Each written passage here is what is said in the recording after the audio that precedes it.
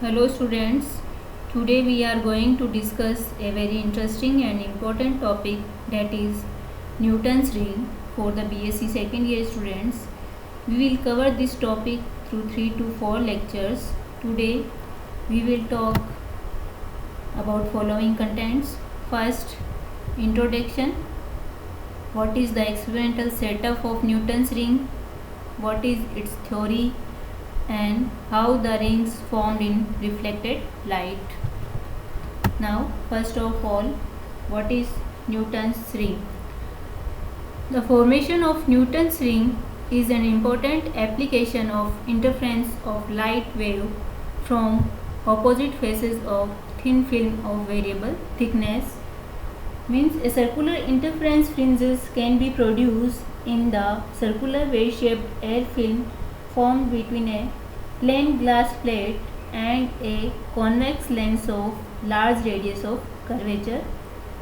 Such fringes were first produced by Newton and so they are known as Newton's rings.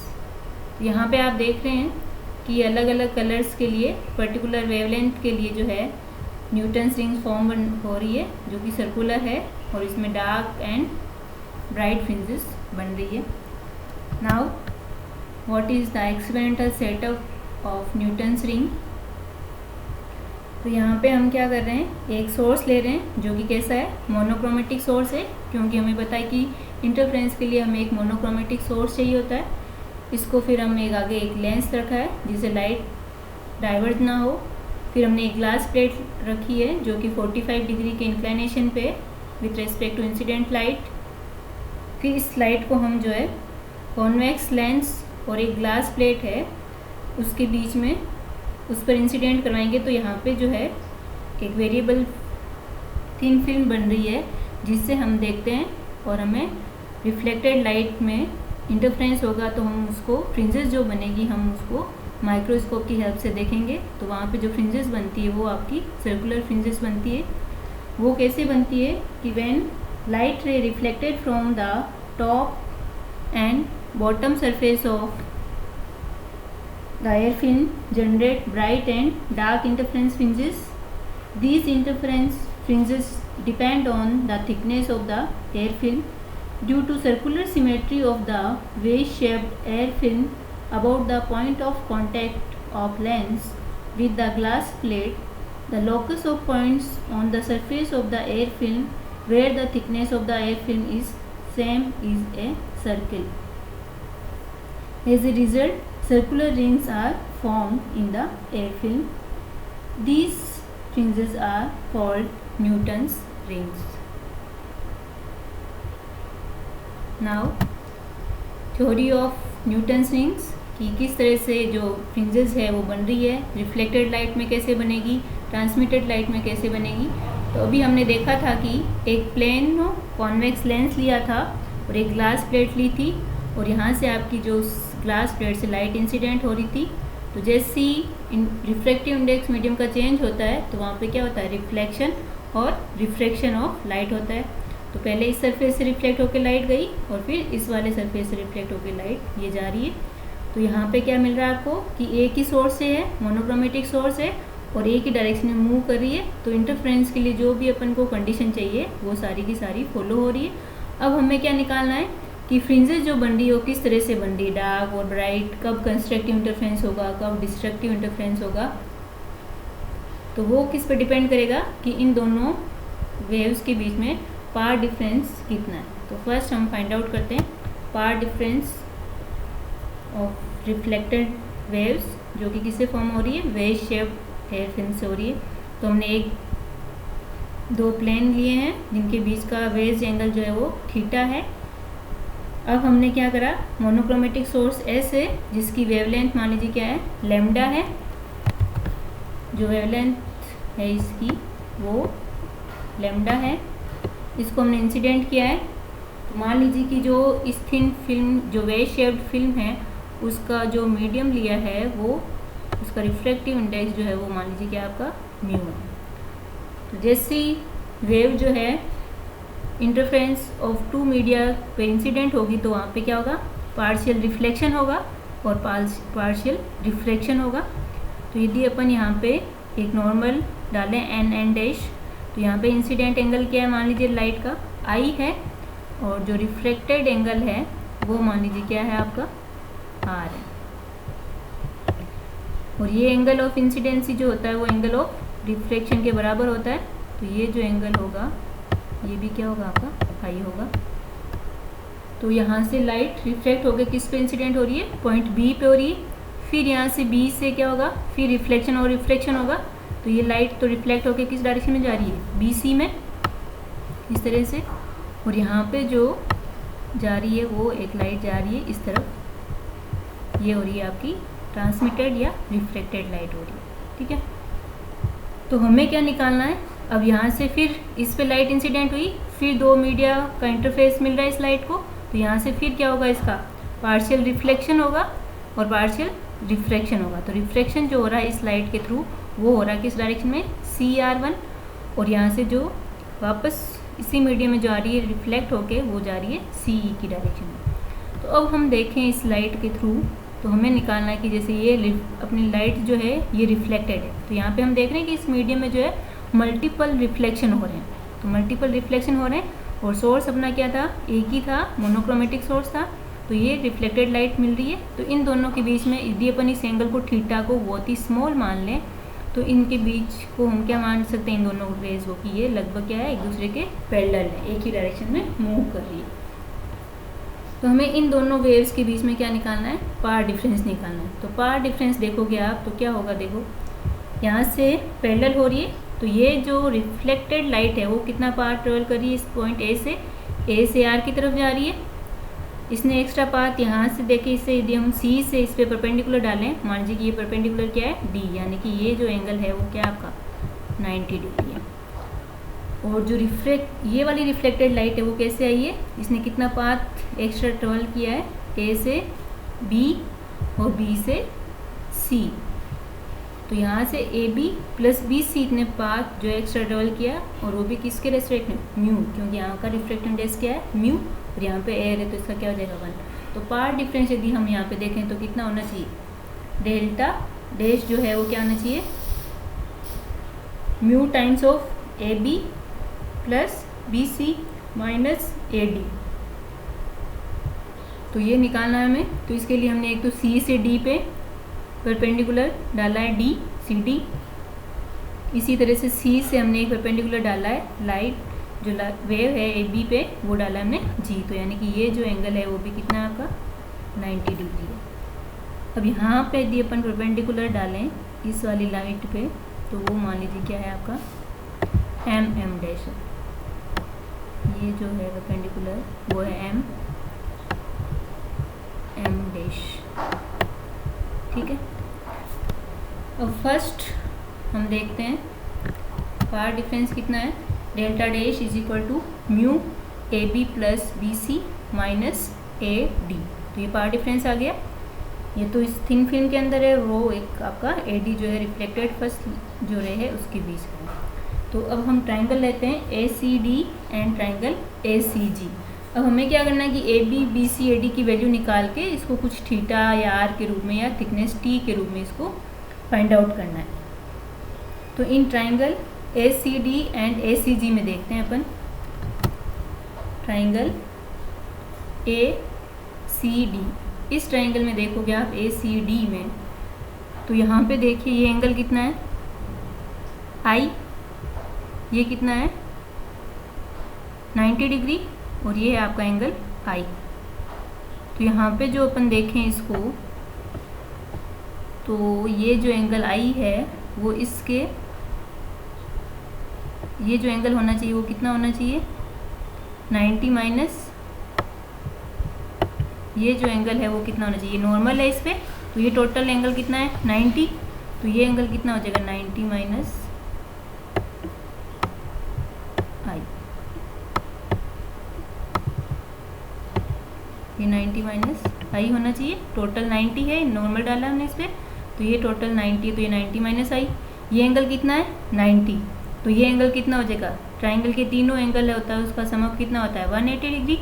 तो ये minus आई, ये क्या हो जाएगा आपका आई। तो ये एंगल जो है आपका कितना हो गया, कौन सा एंगल, एंगल डी सी ए जो है वो कितना हो गया आपका आई हो गया। तो ये देखिए, तो i plus angle D A C is equal to angle D A C plus A C D is equal to क्या हो गया आपका 90 डिग्री। तो angle A C D equal to क्या हो गया आपका आई हो गया। वैसे भी देख सकते हो आई प्लस डी ए सी 90 था जो आपका इनिशियल था, और D A C A C D भी क्या होना चाहिए आपका 90 होना चाहिए। तो यहाँ पे देख लो ये जो एंगल है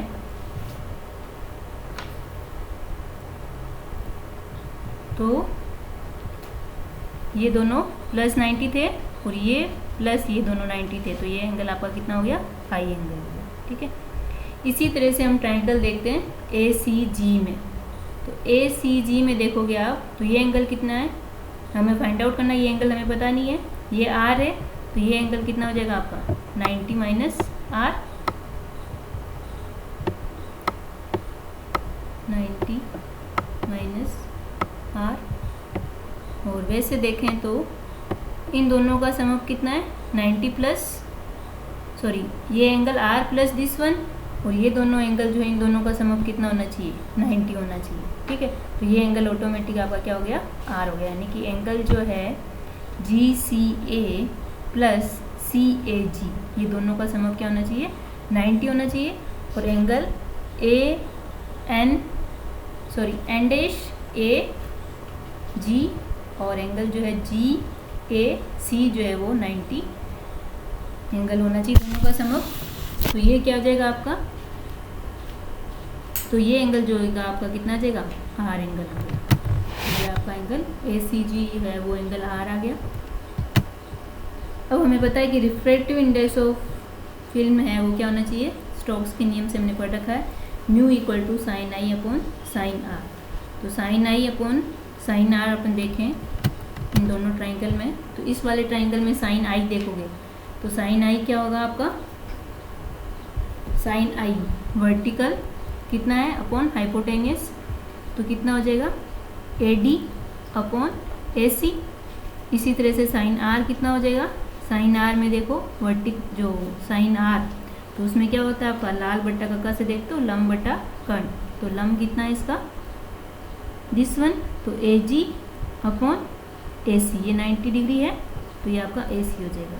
तो ए जी अपॉन ए सी तो कितना आ गया sine i A D upon A C और ए जी अपॉन ए सी, तो ए सी से ए सी कैंसिल हो गया तो आपके पास क्या बचा ए डी अपॉन ए जी। तो A D is equal to क्या हो जाएगा mu times of A G आ जाएगा। तो एक इक्वेशन आपकी आ गई 2, एक रिलेशन मिल गया अपन को ए डी चाहिए था।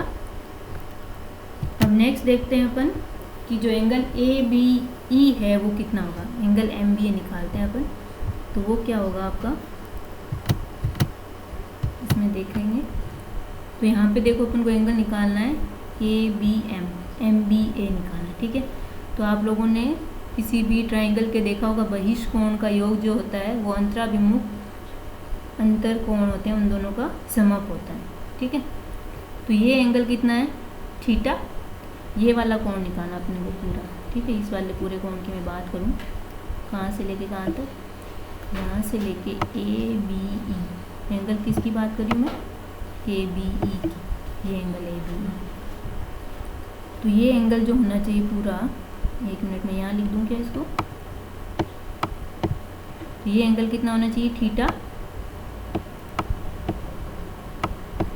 प्लस अंतराभिमुख अंत्य कोणों का योग होता है। तो ये एंगल देखो ये वाला पूरा एंगल ये कितना होगा, ये 90 है, ये आपका परपेंडिकुलर ड्रॉ किया था हमने, ये 90 है और ये वाला एंगल जो है कितना है आर, तो ये क्या होना चाहिए 90 प्लस आर, ये एंगल होना चाहिए 90 प्लस आर। ठीक है, तो ये किस एंगल की वैल्यू है ए बी ई की। अब हमें पता है कि एम डैश हमने इस पे परपेंडिकुलर ड्रॉ किया है, तो ये एंगल अगेन क्या है आपका 90 डिग्री, ये एंगल क्या है 90 डिग्री, तो ये 90 थीटा प्लस आर है, तो यानी कि जो एंगल ए बी एम है यहाँ से लेके यहाँ तक का जो एंगल है वो कितना है आपका थीटा प्लस आर, कितना आया थीटा प्लस आर, ये एंगल कितना हो गया थीटा प्लस आर। तो एम बी ए कितना हो गया थीटा प्लस आर। अब ये आपको देख रहे हो वर्टिकल एंगल है, ये दो रेस एक दूसरे को क्रॉस कर रही है, कट कर रही है, तो ये एंगल भी कितना हो जाएगा आपका थीटा प्लस आर, ये एंगल भी थीटा प्लस आर, ठीक है। ये एंगल परपेंडिकुलर है, ये angle of incidence is equal to angle of reflection, तो ये वाला एंगल भी आपका क्या होना चाहिए, कौन सा angle, M B C, this angle जो है वो क्या होना चाहिए, यहाँ पे इसको वैल्यू पुट कर दूँ, एक सेकेंड, ये एंगल भी कितना आ गया आपका थीटा प्लस आर, तो आपका एंगल एम बी ए कितना है theta plus R, angle M dash B F कितना है थीटा प्लस आर। तो यहाँ पे ये देख लो आप, angle B this one, angle M dash B F और एंगल बी एफ ई, ये क्या आपके अल्टरनेट इंटर एंगल है, तो ये एंगल जो है आपका ये भी क्या होना चाहिए थीटा प्लस आर होना चाहिए, ये थीटा प्लस सॉरी हाँ, ये एंगल थीटा प्लस आर है। और यहाँ पे देख लो ये अल्टरनेट इंटरकॉलेज एंगल हो गए सॉरी, तो ये क्या हो गया एम बी सी, एंगल कौन सा M B C is equal to क्या होना चाहिए बी सी ई, क्या होना चाहिए बी सी ई, तो ये वाला जो एंगल है वो भी क्या होगा आपका थीटा प्लस आर, ये थीटा ये प्लस आर, तो ये दोनों एंगल थीटा प्लस आर हो गया। एक बार वापस देख लो कैसे बनाया हमने।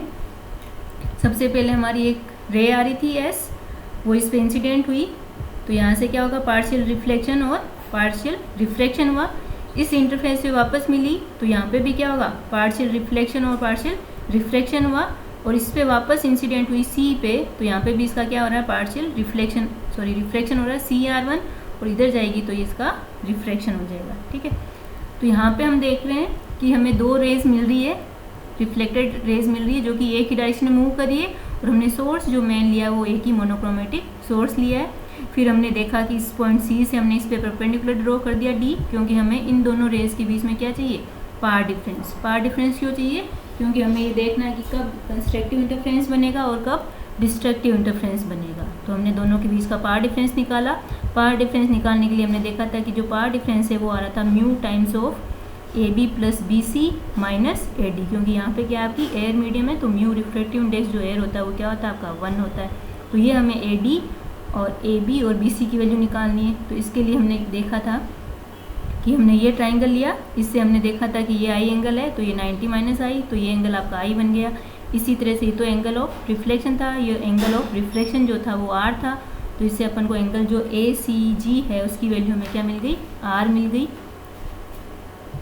फिर हम क्या देख रहे हैं कि यहाँ पे हमने निकाला था एंगल, वो कैसे निकाला था कि जैसे ट्राइंगल कौन सा लिया था OAB में देखा था कि जो ये पूरा एंगल है बार वाला बहिष्ठ कोण जो है वो कितना आया था हमने theta plus 90 plus R, theta ये रहा, ये 90 प्लस आर, पूरा एंगल कौन सा वाला OAB वाला, तो ये थीटा प्लस 90 प्लस आर आ गया। तो ये एंगल हमें कौन सा देखना था ABM, तो वो कितना आ गया थीटा प्लस आर आ गया। इसका vertical angle theta plus r आ गया। फिर हमने ये एंगल निकाला था कौन सा MBC, वो एंगल भी कितना आ गया थीटा प्लस आर, क्यों, क्योंकि एंगल ऑफ इंसिडेंसी जो होता है वो एंगल ऑफ रिफ्लेक्शन के बराबर होता है, तो ये थीटा प्लस आर हो गया। ये इसका अल्टरनेट एंगल आ गया थीटा प्लस आर है, तो ये भी थीटा प्लस आर होगा। और ये थीटा प्लस आर है कौन सा वाला MBC, तो BCE भी क्या होगा आपका थीटा प्लस आर होगा। तो ये हमने थीटा प्लस आर निकाल लिया। अब हमें ये जो ट्राइंगल मिला वो कैसा मिल गया आइसोसेल्स ट्राइंगल मिल गया, समद्विबाहु त्रिभुज। तो आपके पास क्या कंडीशन आ जाएगी, और ये हो गया था। तो angle MBA theta plus r आ गया, तो थीटा प्लस आर जो है आपका किस किस के बराबर आ गया MB, यहाँ पे हमने परपेंडिकुलर ड्रॉ किया था इस तरह से, M था ये पॉइंट और ये M डैश,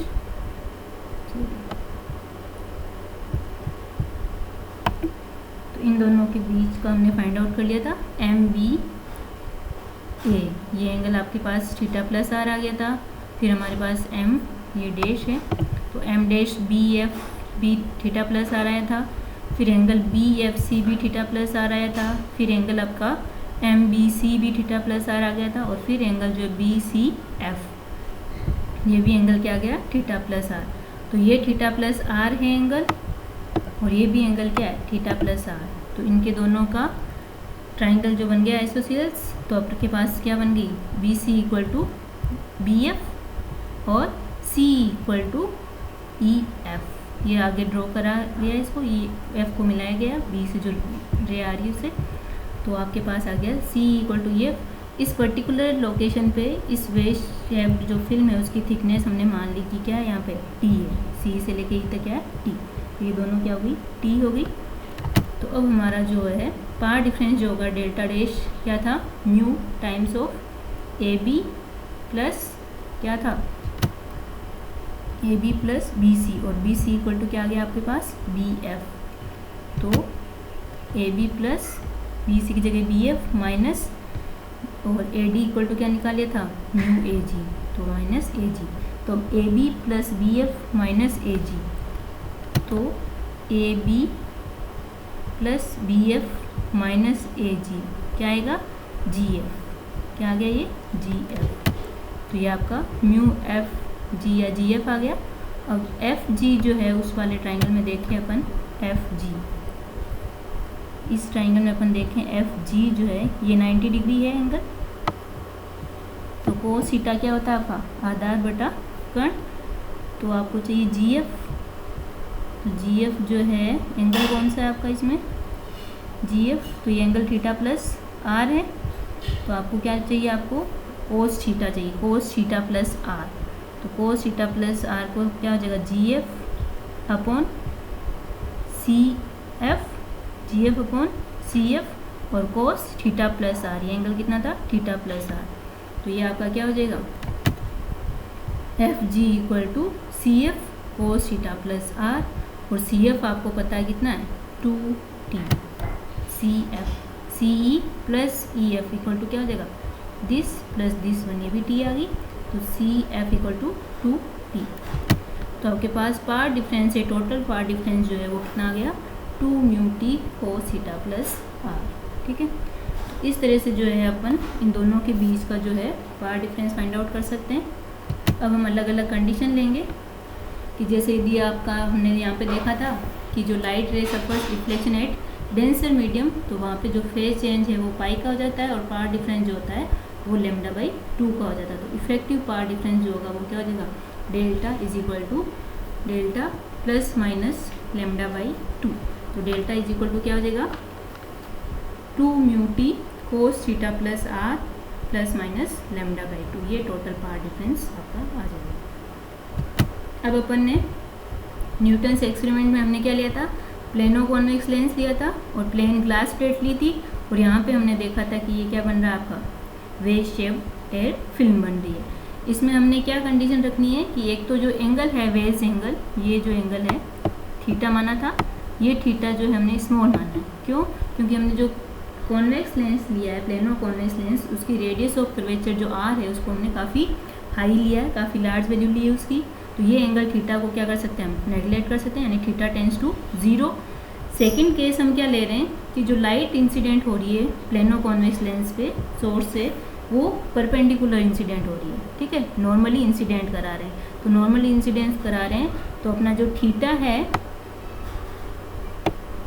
है वो भी टेंस टू क्या हो रहा है 0, और आर जो है वो भी क्या हो रहा है एंगल ऑफ इंसिडेंसी 0 होगा, तो वो भी क्या होगा 0, तो आर भी टेंस टू 0 है। तो हमने power difference delta dash equal to क्या निकाला था अभी 2 mu T cos theta plus R. तो कोस थीटा प्लस आर 0, तो कोस 0 जो होता है जब थीटा टेंस टू 0 होता है, तो कोस 0 क्या होता है कोस थीटा टेंस टू क्या होता है 0 होता है। तो पावर डिफरेंस कितना आ गया 2 mu T. Total power difference देखें, क्योंकि यहाँ पे भी इसका जो रिफ्लेक्शन है वो किससे हो रहा है डेंसर मीडियम से हो रहा है, तो कितना हो जाएगा delta is equal to 2 mu T plus minus lambda by 2। अब अपन डार्क फ्रिंजेस के लिए देखें, फॉर डार्क फ्रिंजेस तो हमें पता है कि जो पावर डिफरेंस होता है डार्क फ्रिंजेस के लिए क्या होता है odd multiple of lambda by 2 होता है। ठीक है।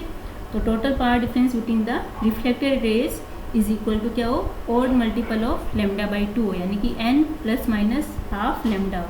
तो क्या होगा, डिस्ट्रक्टिव इंटरफ्रेंस होगा और वो क्या करेंगे, डार्क फ्रिंजेस जो होगी वहाँ पे बनेगी।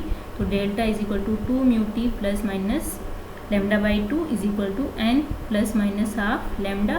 तो प्लस माइनस ये कैंसिल हो जाएगा आपका, लेमडा बाई 2 से लेमडा बाई 2, तो 2 म्यू टी इक्वल टू क्या आ जाएगा, n लेमडा आ जाएगा, जहाँ पे n जो होगा वो 0 1 2 3 हो जाएगा। ठीक है, तो ये किसके लिए कंडीशन हो गई, डार्क फ्रिंजेस, यानी जब भी डार्क फ्रिंजेस बनेगी, कब बनेगी, जब 2 म्यू टी इक्वल टू क्या हो आपका n लेमडा के इक्वल हो। इसी तरह से फॉर ब्राइट फ्रिंजेस के देखें तो जब total power difference between the reflected rays is equal to क्या हो, even multiple of lambda by 2 हो, तो वहाँ पे क्या होगा, कंस्ट्रक्टिव इंटरफ्रेंस होगा और फ्रिंजेस जो बनेगी वो कैसी बनेगी, ब्राइट फ्रिंजेस बनेगी। तो delta is equal to 2 mu T plus minus lambda by 2 is equal to n lambda. इसको इधर ट्रांसफ़र करेंगे तो ये क्या बन जाएगा, n plus minus half lambda, और इसमें यदि n की वैल्यू 0 लेंगे तब तो अपन प्लस वाली कंडीशन ले लेंगे, यानी कि 2 mu T is equal to n plus half lambda हो, और when n is equal to 1 2 3 हो तो हमारा क्या कंडीशन हो आपकी, कि n जो है n माइनस हाफ लेमडा हो जाएगा। ठीक है, तो इस तरह से जो है हमने कंस्ट्रक्टिव और डिस्ट्रक्टिव इंटरफ्रेंस की कंडीशन हमें मिलती है, और वो किस पे डिपेंड कर रही है, थिकनेस पे डिपेंड कर रही है।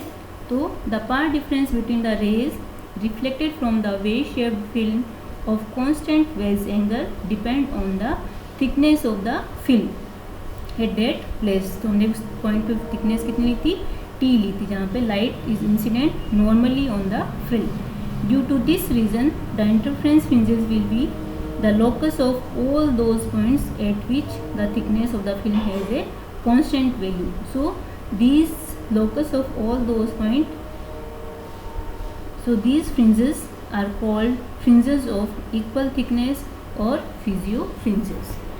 नेक्स्ट लेक्चर में जो है अपन पढ़ेंगे कि इन फ्रिंजेस का जो न्यूटन्स रिंग्स बन रही है उनका डायमीटर क्या हो रहा है, ब्राइट फ्रिंजेस का क्या डायमीटर होगा, डार्क फ्रिंजेस का क्या डायमीटर होगा।